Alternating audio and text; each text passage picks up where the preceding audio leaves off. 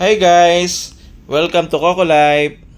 Nandito siya sa ibabaw ng organ at iniintay niya si Ate Cupcake niya. Ano kayang gagawin nito? Abangan natin mamaya. Kung sila ba ay at peace na, meron ng reconciliation at hindi na niya gigirian si Ate Cupcake niya. Tignan natin ang kanya magiging reaction.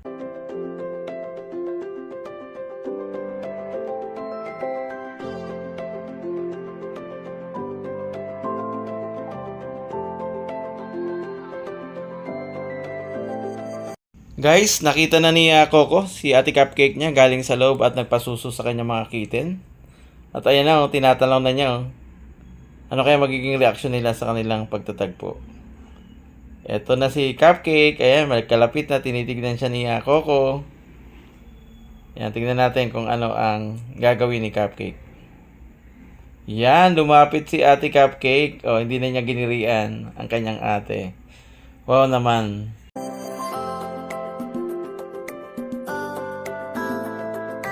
Guys, ayan dahil at peace na sila. Si Coco na ang sumusunod kay Ate Cupcake niya. At si Coco naman, ayan, sa kanyang higaan, pinahigaan niya na rin si Cupcake. Wow, nakakatuwa naman. Happy Hearts Day! Dahil Hearts Day, peace na si Cupcake at si Coco. Ayan, sweet na sila, magkatabi na. Hindi na nag-aaway.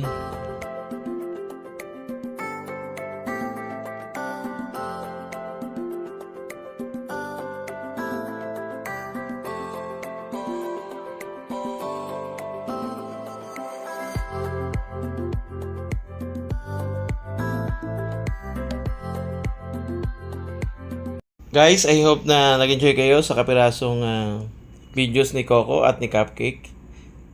Abangan nyo yung kanya mga susunod pa mga vlog. Bye-bye! God bless!